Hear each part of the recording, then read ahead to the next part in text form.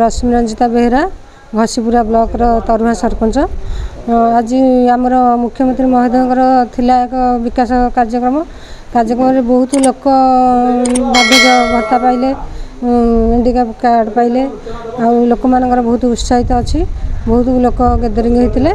आज एत बड़ वर्षा सत्वे भी लोक बहुत आसिक गैदरिंग होती। मो रश्मि रंजन महाराणा पीओ तरुआ पंचायत। आज आमर विकसित